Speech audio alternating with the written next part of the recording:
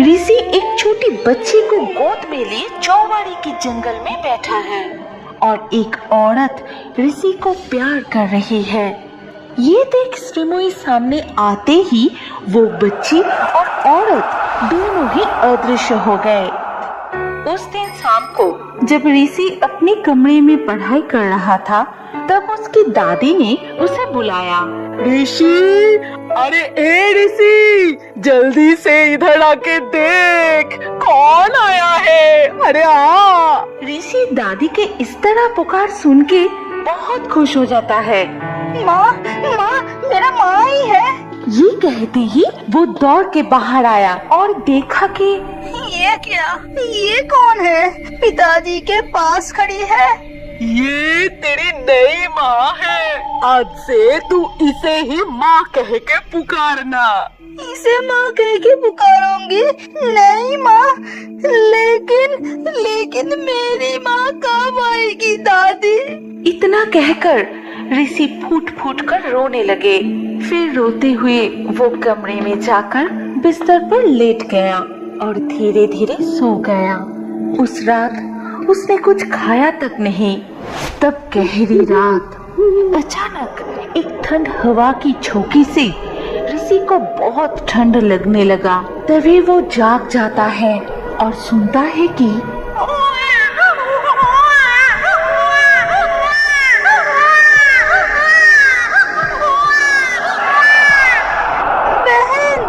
ये तो मेरी बहन रो रही है। लेकिन बहन कहाँ से रोएगी? उसे तो चौबाड़ी के जंगल में। इस छोटी सी बच्ची के ऊपर दया कीजिए माँ, ये तेज बुखार से कांप रही है। एक बार डॉक्टर साहब को बुलाइए ना माँ। तू ज्यादा मत बोल बहू। बच्चा तो क्या हुआ? वो लड़की है, इतनी जल्दी नहीं मरेगी। उसे कुछ नहीं होगा। तांत्रिक बाबा से जो पानी लाई हूँ वो पिला दे। माँ, ऋषि के पिता को एक बार खबर तो दीजिए माँ। सुन, मेरा बेटा ना कमाने के लिए बाहर गया है। वो घूमने नहीं गया कि खबर देते ही आ जाएगा। तू अपनी बेटी को दूध पिला के सुला दे। और उसी रात ही ऋषि की बहन हमेशा के लिए सो गई। अगले दिन सुबह होते ही हाय हाय हाय, हमारा क्या सर्वनाश हो गया। अब मैं किसान को क्या जवाब दूंगी? नहीं, उसे मत ले जाइए। उसे डॉक्टर दिखाने से ही ठीक हो जाएगी। उसे मत ले जाइए, मत ले जाइए। फिर सभी ने छोटे बच्चे का शव ले जाकर चौबाड़ी के जंगल में अंतिम संस्कार किया। यानी उस बच्ची को दफनाया जाता है। इस चौबाड़ी के जंगल में सिर्फ और सिर्फ मृत बच्चे को ही दफनाया जाता है। और ये सब कुछ याद आते ही अचानक ऋषि को होश आया। फिर माँ, तुम कहाँ चली गई माँ? मुझे तुम्हारी बहुत याद आ रही है। बहन की भी बहुत याद आ रही है। लौट आओ ना माँ। ऋषि के रोने की आवाज सुनकर उसके पिता किशन कमरे में आता है। क्या रे ऋषि, इतनी रात को ऐसे रो क्यों रहा है? डर लग रहा है? पिताजी, मैंने सुना कि बहन रो रही है। क्या अनप शनप बक रहा है? तेरे बहन को क्या हुआ था तुझे याद नहीं? वो कहाँ से आएगी? अब तू चुपचाप सो जा। बहन का तो पता है, लेकिन माँ। ऋषि के बातों का कोई ध्यान ना देकर किसान कमरे से बाहर चला गया। ऋषि माँ माँ कह के पुकारने लगा। तभी फिर से ठंडी हवा चलने लगी और मेरा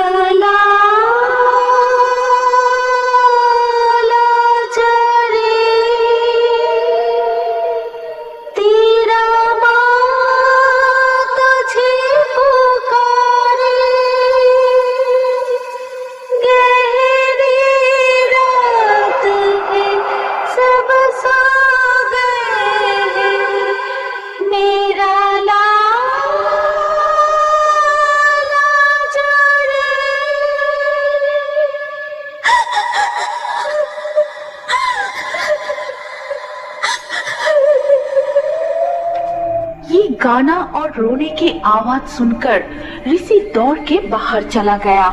अगले दिन सुबह सभी लोग ऋषि को ढूंढते हुए चौबाड़ी के जंगल में पहुंचते हैं। क्या रे ऋषि, तू रात को घर छोड़ के इस जंगल में आके सो रहा था? हाँ, बहन बहन करके के दिमाग खराब हो गया है क्या? माँ क्या करूँ, बेटी मर जाने के बाद केका की दिमागी हालत खराब हो गए और वो आज भी लपाता है। अब बेटे भी। बहुत हुआ, अब यहाँ से घर चल। माँ जी, आप दोनों चाहिए, मैं ऋषि को लेकर अभी आती हूँ। तभी श्रीमुई आगे आकर ऋषि का हाथ पकड़ते ही अचानक तेज हवा चलने लगी। जल्दी चलो ऋषि, तूफान से पेड़ की शाखाएं टूट सकती है। फिर वो घर लौट आते हैं और घर लौटते ही देखो श्रीमई, तुम्हारे पास जितने सारे गहने हैं वो सब मुझे दे दो। मेरी सारे गहने आपको देना होगा? क्यों? हमारे गांव में चोरों की कोई कमी नहीं है और तुम्हारी अभी नई शादी हुई है, इधर उधर घूमने के लिए जाओगी, तब घर में चोर घुस आए तो? लेकिन कहीं घूमने जाना तो दूर की बात। कुछ दिन बाद किशन काम के सिलसिले में दूसरे देश चला गया और उस रात को ही श्रीमुई अपने कमरे में जाके देखती है उसकी सास उसके सारे गहना पहन के। माँ, आप इस वक्त मेरे बिस्तर पर लेटे हो, अपने कमरे में नहीं जाओगी? नहीं बहू, आज मैं तुम्हारे बिस्तर पर सोऊंगी। मेरे बिस्तर पर खटमोले से भर गया है, आज से तू जमीन पर ही सोएगी। मुझे जमीन पर सोना है? हाँ, सोएगी। और इसी को बुला, मेरी पैर दबाएगी। वो छोटा सा बच्चा इस वक्त ना सो के आपका पैर दबाएगा? चल जा यहाँ से, ज्यादा मत बोल। इधर तक ऋषि के कमरे में फिर से वो ठंडी हवा बहने लगी। वो फिर से एक बच्चे का रोने की आवाज और वो गाना सुनता है। फिर वो माँ माँ कह के पुकारते हुए चौबाड़ी के जंगल की तरफ दौड़ने लगा। श्रीमुई भी उसका पीछा करने लगी। रुक जाओ ऋषि, भागो मत, गिर जाओगे। कहाँ जा रहे हो? रुको। लेकिन ऋषि बिना रुके ही सीधा चला गया। फिर श्रीमुई उसका पीछा करते हुए वहाँ पहुँची और देखती है ऋषि एक छोटी बच्ची को गोद में लिए चौबाड़ी के जंगल में बैठा है और एक औरत ऋषि को प्यार कर रही है। ये तक श्रीमुई सामने आते ही वो बच्ची और औरत दोनों भी एक ही से हो गए। तुम्हारे लिए ही मेरे साथ चले गए। तुम बात करोगे, तुम अच्छे नहीं हो। शांत हो जाओ ऋषि, मैं तुम्हें कोई नुकसान नहीं पहुंचाऊंगी। बताओ, तुम्हारी माँ कहाँ है? माँ इस चौबाड़ी के जंगल में ही रहते हैं। रात को मुझे मामा जाके पुकारती है। ये सब क्या कर रहे हो ऋषि? तुम्हारा माँ लापता है, अब मैं ही तुम्हारी नई माँ हूँ। अब चलो यहाँ से। लगभग जबरदस्ती ही श्रीमुई ने ऋषि का हाथ पकड़ के उसे उस चौबाड़ी के जंगल से घर ले आई। और अगले दिन ऋषि का दादी आगे पकड़ते वक्त कहने लगी, आज सुबह मायके गई है, आज अगर वो मायके से पैसा लेकर न आई तो आज ही उसका आखिरी दिन होगा। उस दिन श्रीमुई ने थोड़ी देर से घर लौटी और घर लौटते ही, अरे श्रीमती, इतनी देर क्यों हुई? पूरे पैसा तो लाए है ना? नहीं माँ जी, पिताजी ने आज भी पैसा नहीं दे सके। नहीं, ठीक है, आज नहीं गई तो कल लाना। जा, तेरे कमरे में खाना रखेंगे और जाके खा ले।